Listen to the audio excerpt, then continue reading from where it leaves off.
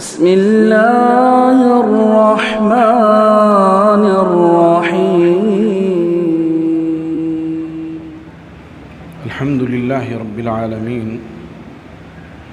والعاقبة للمتقين والصلاة والسلام على أشرف الأنبياء والمرسلين نبينا محمد وعلى آله وصحبه أجمعين ومن تبعهم بإحسان إلى يوم الدين۔ گفتگو چل رہی تھی سیرت طیبہ کے تعلق سے کہ غزوہ احزاب میں سارا عرب امٹ کر چلا آیا اور اللہ تعالیٰ نے ان پر ہوا اور اپنے فرشتے بھیج دیے اور تدبیر کر دی گئی کہ وہ آپس میں ان میں پھوٹ ہو گئی، سب بھاگ گئے اور اللہ کے رسول صلی اللہ علیہ وسلم نے فرمایا کہ اب کبھی عرب مدینہ طیبہ پر چڑھائی نہیں کر سکتے۔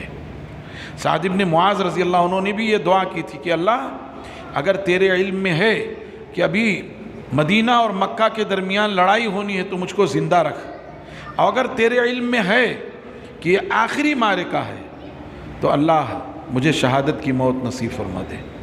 چنانچہ سعد بن معاذ رضی اللہ تعالیٰ عنہ وہ جو تیر لگ گئی تھی اسی کے نتیجے میں آپ کی وفات ہوئی تھی، اور مسجد نبوی میں رسول اللہ صلی اللہ علیہ وسلم نے ان کا خیمہ لگوا دیا تھا، روزانہ ان کی عیادت کرتے تھے، ان کی بڑی عزت کرتے تھے۔ تو خیمے سے ایک دن خون بہہ کے نکلنے لگا، بغل میں بازو میں بنو غفار کا خیمہ تھا، اس میں جا رہا تھا وہ خون بہہ کے۔ کہا رے بھائی یہ کیسا خون ہے؟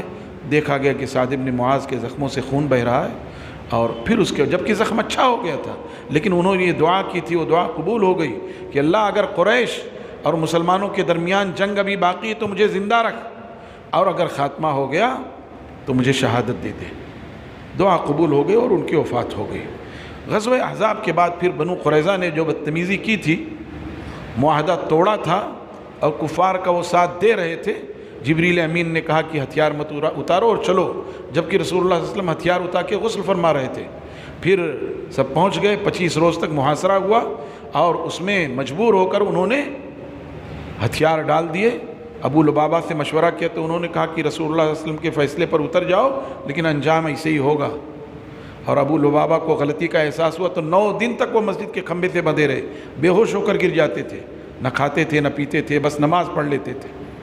اللہ نے ان کی توبہ قبول کر لی، اور پھر یہ جو ہے خزرج والوں نے یہ کہا کہ اللہ کے رسول یہ ہمارے حلیف ہیں زمانے جاہلیت کے، ان پر احسان فرمائیے، جیسے اوس کے حلیفوں پہ قینقاع پہ احسان کیا۔ تو آپ نے کہا ٹھیک ہے، تم ہی میں کا ایک آدمی فیصلہ کر دے چھٹی، خزرج کا ایک آدمی فیصلہ کر دے چھٹی۔ چنانچہ سعد بن معاذ رضی اللہ عنہ نے فیصلہ کیا کہ ان کے مردوں کو قتل کر دیا جائے، ان کی عورتوں کو اور بچوں کو غلام بنا لیا جائے۔ کہا یہی فیصلہ اللہ کا تھا۔ یہ ختم ہو گیا۔ اب اس کے بعد اور چھوٹے موٹے کچھ واقعات ہوئے، جیسے کعب بن اشرف کا قتل ہوا تھا جو رسول اللہ صلی اللہ علیہ وسلم کو ستایا کرتا تھا، اس کو غالباً بنو اوس نے قتل کیا تھا۔ ایسے ہی ایک شخص تھا جو ہے کیا نام تھا اس کا، اس نے جو ہے خاص طور سے یہ غزوہ احزاب کے لیے اس نے بڑی تگ و دو اور کوشش کی تھی، اور قبائل سے جا کے ملا تھا۔ سلام بن ابو الحقیق اس نے جو ہے قبائل کو بھڑکایا تھا۔ تو جب غزوہ قریظہ سے فارغ ہوئے، اب کوئی معاملہ نہیں رہا، تو اللہ کے رسول صلی اللہ علیہ وسلم نے فرمایا کون ہے جو اس کے لیے کافی ہوتا ہے؟ چنانچہ 5 لوگ بنو خزرج کے، قبیلہ خزرج کے 5 لوگ تیار ہوئے۔ کہا اللہ کے رسول ہم دیکھتے ہیں، عبداللہ ابن عتیق کی قیادت میں، اور یہ لوگ خیبر پہنچ گئے، اور خیبر میں اس کا قلعہ تھا۔ انہوں نے اپنے ساتھیوں سے کہا کہ میں کوئی تدبیر کرتا ہوں، رکو دیکھتے ہیں۔ چنانچہ قلعے کے پاس جا کے بیٹھ گئے، ایسا لگا کہ قضاء حاجت کر رہے ہوں۔ اس نے قلعے کے دربان نے کہا بھائی اندر آنا ہو جلدی سے آ جاؤ نہیں میں دروازہ بند کر دوں گا۔ اندر گھس گئے تدبیر سے، اور اس کے بعد جب سب سو گئے تو قلعے پر چابیاں رہتی تھیں، چابی لے کے دروازہ کھولتے کھولتے پہنچ گئے سلام تک، اور پھر اندھیرا تھا تو آواز دیا سلام، تو اس نے کہا کون؟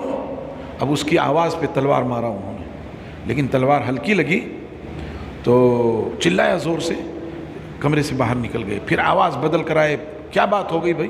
کہا کسی نے مجھ کو تلوار ماری ہے، تو اب کی مرتبہ زوردار تلوار ماری، پھر بھی بچ گیا تو اس کے پیٹ میں تلوار گھونپ کر اس پر چڑھ گئے۔ اور اس طرح سے اس کا قتل کر دیا، اور پھر دروازہ کھولتے اور باہر نکل گئے، اور اسی میں وہ گر بھی پڑے تھے، ان کو لگا کہ شاید نیچے پہنچ گئے، جبکہ سیڑھی تھی، پیر میں ان کے چوٹ آ گئی۔ بہرحال دروازے پر پہنچے، وہیں رکے رہے، اعلان ہوا کہ اس کا قتل ہو گیا ہے، دروازہ کھلا، اپنے ساتھیوں سے آ کے ملے، رسول اللہ صلی اللہ علیہ وسلم کو بتایا۔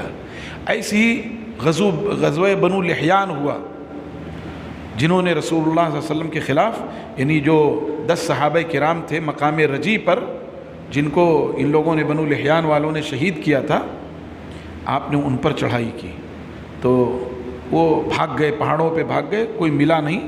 بہرحال آپ کا رعب اور دبدبہ ہوا، اور پھر اس کے بعد جو ہے رسول اللہ صلی اللہ علیہ وسلم وہاں سے واپس آئے۔ ایسے اور چھوٹے موٹے واقعات ہوئے کہ پھر سن 6 ہجری میں ذی قعد میں رسول اللہ صلی اللہ علیہ وسلم نے خواب دیکھا، خواب دیکھا کہ لقد صدق اللہ رسولہ الرؤیا، لقد صدق اللہ رسولہ الرؤیا بالحق لتدخلن المسجد الحرام ان شاء اللہ آمینین محلقین رؤوسکم ومقصرین۔ رسول اللہ صلی اللہ علیہ وسلم نے خواب دیکھا کہ میں اپنے ساتھیوں کے ساتھ خانہ کعبہ کا طواف کر رہا ہوں۔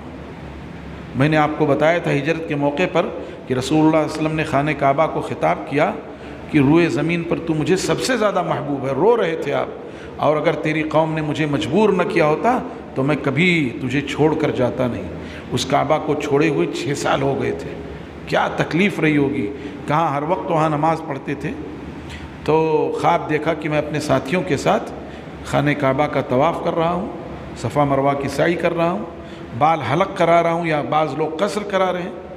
انبیاء کے خواب سچے ہوتے ہیں، صحابہ کرام کو آپ نے بتایا۔ چنانچہ 1400 صحابہ کرام نکل پڑے، اور مکہ مکرمہ کے قریب حدیبیہ کے مقام پر پہنچے تو قریش نے آپ کو روک دیا۔ آپ نے بہت سمجھایا کہ ہم صرف عمرہ کرنے آئے ہیں، واپس چلے جائیں، لیکن وہ راضی نہیں ہوئے۔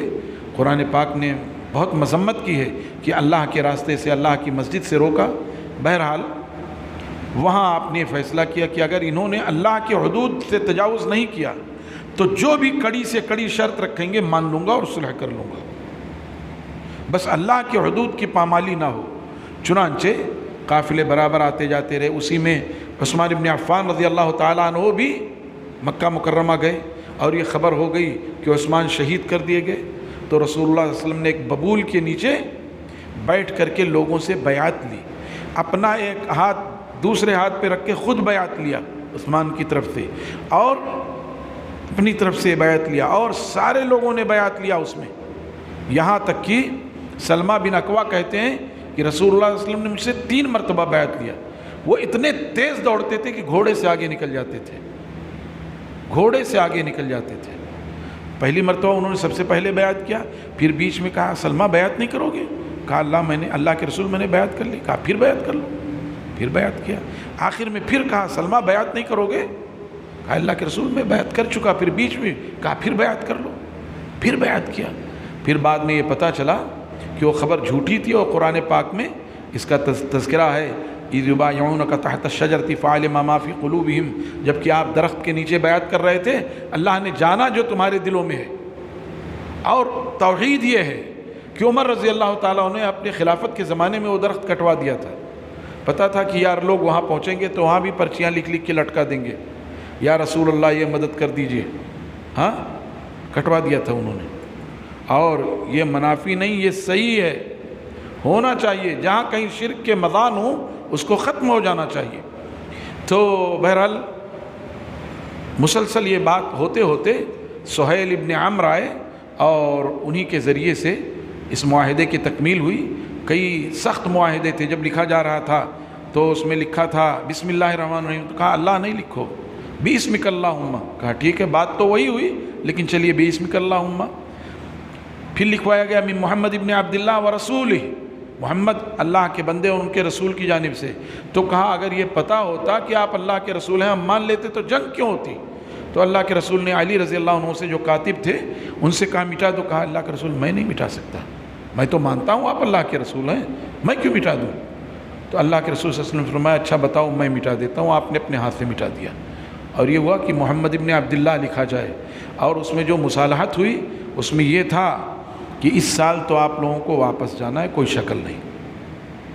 اگلے سال آئیں گے اور 3 دن تک قیام کریں گے اور اپنے ساتھ کوئی ہتھیار نہیں لائیں گے سوائے تلوار کے، اور تلوار بھی میان میں رہے گی۔ تسلیم کر لیا گیا۔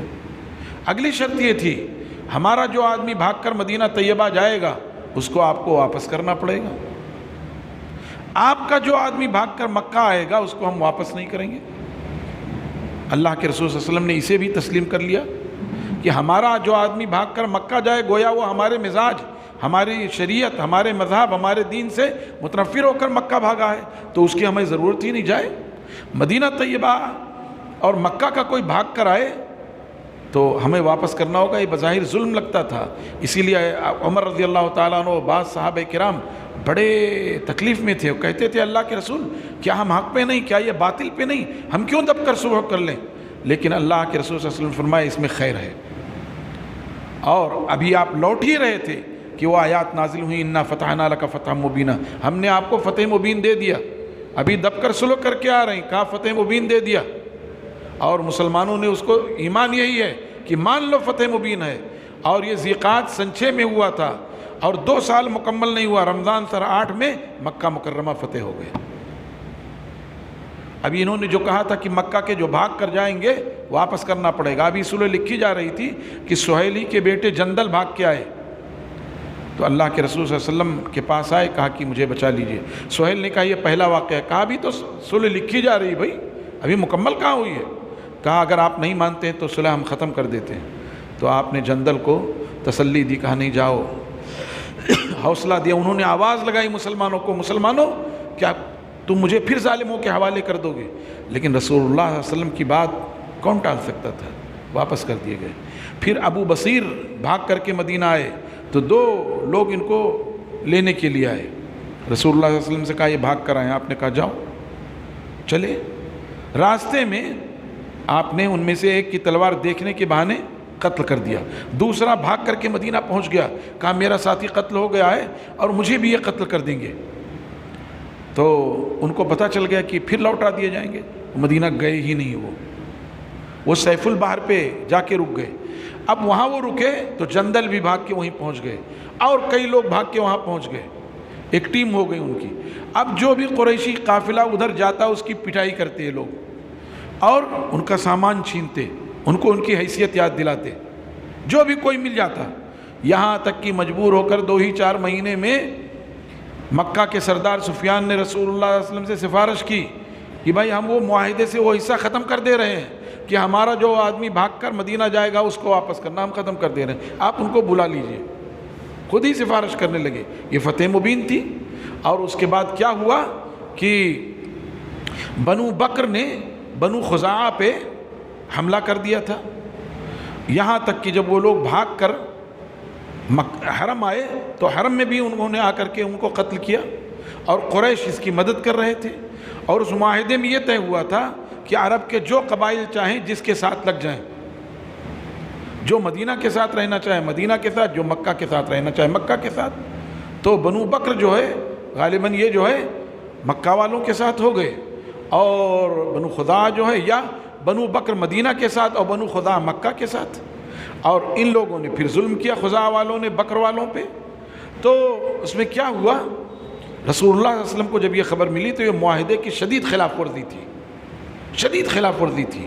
چنانچہ آپ نے خاموشی سے تیاری کی، اتنی خاموشی سے تیاری کی کہ کسی کو خبر نہ ہو، حتیٰ کہ ایک صاحب سے اس سلسلے میں غلطی ہوئی، ابو لبابہ سے، حاطب بن ابی بلتعہ رضی اللہ عنہ سے، حاطب بن ابی بلتعہ سے، ان کے لڑکے مکہ میں تھے تو انہوں نے ایک خط لکھا اور وہاں دے دیا کہ رسول اللہ صلی اللہ علیہ وسلم ایسی تیاری کر رہے ہیں۔ اس ایمان کا دھوکہ نہیں تھا، یہ اپنے بچوں کی محبت غالب آئی، دے دیا کہ جب میں یہ خبر دے دوں گا تو یہ قریش ہمارے بچوں کی حفاظت کریں گے جب رسول اللہ مکے پہ حملہ کریں گے۔ تو خط ایک عورت کو دے دیا، اس نے اپنی چوٹیا میں باندھ لیا، چل دی۔ رسول اللہ صلی اللہ علیہ وسلم کو خبر مل گئی کہ ایسا ہوا ہے۔ آپ نے علی رضی اللہ عنہ کو بھیجا، کہا جاؤ فلاں مقام پہ ایک عورت ملے گی، وہ ایک خط لے کر جا رہی ہے، اس کو پکڑو، اس سے وہ خط لے کے آؤ۔ گئے تو اس سے کہا تو اس نے کہا نہیں ہمارے پاس نہیں ہے۔